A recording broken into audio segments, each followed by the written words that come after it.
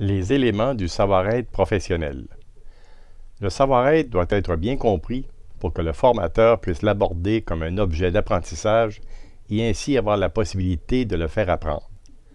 De la même manière, l'apprenant doit pouvoir en avoir une représentation tangible pour être en mesure de l'apprendre. Comme le savoir doit se transformer en connaissance et le savoir-faire en capacité ou habileté, le savoir-être devra se transformer en comportement pour pouvoir en constater l'apprentissage. Chacun des éléments du savoir-être doit être considéré individuellement et collectivement. Il intègre à un moment ou à un autre les autres savoirs. La connaissance est nécessaire pour pouvoir analyser les circonstances d'une situation pour être en mesure d'adapter ses savoir-faire de façon professionnelle. Le savoir-être constitue ainsi le lien entre ce que l'apprenant sait et ce qu'il doit être lorsqu'il manifeste son professionnalisme. Voici donc ce qui le compose. Le savoir-être professionnel est constitué des informations qu'il est possible d'expliciter et de formaliser à partir des qualités, principes, attitudes ou comportements qu'une personne devrait manifester lors de la réalisation de ses tâches dans une situation de travail pour démontrer son professionnalisme. Le lien de confiance est le sentiment qu'inspire une personne aux autres, à partir des traits de son identité professionnelle, sur la sécurité de ses pratiques de travail, sur l'assurance du contrôle de ses tâches et sur l'espérance ferme du résultat attendu de son travail.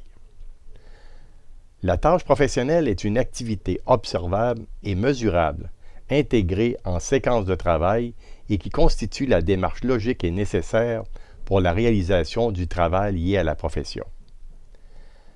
La situation contient l'ensemble des événements et des circonstances des différents contextes qui influenceront la façon de réaliser les tâches.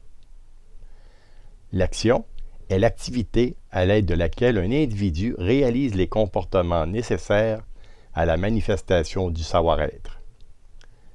La cognition est le processus par lequel un individu acquiert les connaissances nécessaires à la compréhension du savoir-être. L'émotion est la réaction momentanée, souvent impulsive, par laquelle un individu manifeste son ressenti par rapport au savoir-être causé par les circonstances d'un événement lors de la réalisation de ses tâches. La compréhension permet de repérer dans une situation les informations pertinentes permettant d'ajuster son comportement pour mener à bien le résultat de son action. L'engagement, c'est l'implication de l'individu par l'amorce des pratiques nécessaires à la réalisation de ses tâches.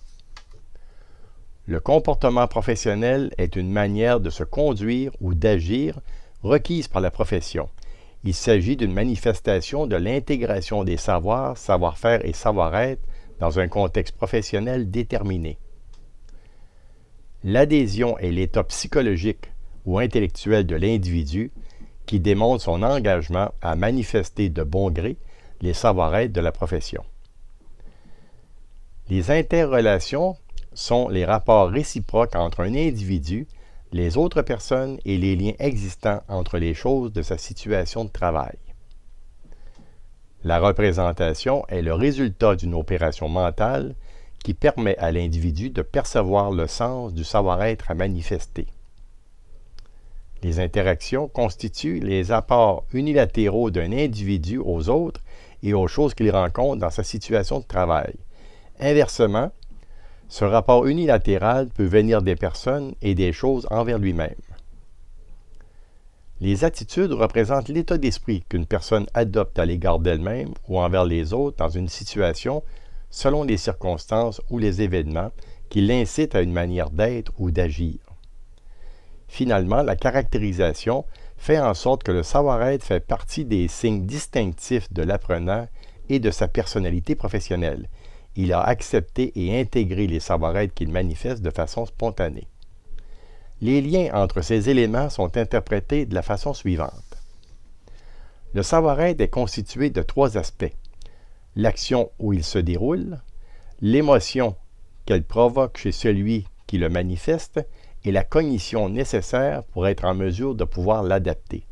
Ces 3 aspects nous orientent vers les 3 finalités des savoir-être. La première finalité est la création du lien de confiance entre le professionnel et les bénéficiaires de ses services. Ce lien de confiance se construit à travers les tâches qu'il réalisera.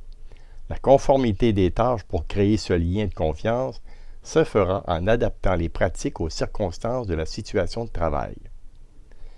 Les bénéficiaires perçoivent les indicateurs de création du lien de confiance à travers l'engagement du professionnel dans ses tâches. Par contre, cet engagement ne peut se faire sans une compréhension de la situation où se déroule la tâche. L'association de la compréhension de la situation de travail et l'adaptation de ces tâches génère ce que l'on peut appeler le comportement professionnel. Les liens entre les aspects du savoir-être et ses finalités se fait entre l'émotion et la compréhension par l'adhésion de la personne, entre la cognition et l'engagement par la représentation que la personne a des comportements à manifester, entre l'action et l'engagement par les interactions qui se produisent entre la personne et les personnes, les idées et les choses de la situation, entre l'action et la compréhension par les interrelations entre la personne avec les autres et les autres avec la personne, entre la cognition et le comportement professionnel par les attitudes à manifester spécifiques à la spécialité, et finalement entre l'émotion et le comportement professionnel par la caractérisation des savoir-être. Pour développer un savoir-être, il faut accepter de changer pour faire évoluer ses comportements de manière à ce qu'ils soient compatibles aux tâches d'un professionnel de sa spécialité selon les circonstances des divers contextes de sa situation de travail. Apprendre les manifestations des comportements professionnels adaptés aux personnes, aux choses, aux idées et aux circonstances de l'environnement professionnel. Agir dans ces tâches de manière à intégrer durant la formation les comportements les mieux adaptés aux pratiques professionnelles à réaliser selon les contextes de la situation de travail. L'ensemble des éléments des savoir-être permettent de comprendre ce qui doit être considéré par l'apprenant pour pouvoir manifester les comportements professionnels adaptés et au formateur ce qu'il doit mettre en place pour que les comportements professionnels de l'apprenant puissent se manifester.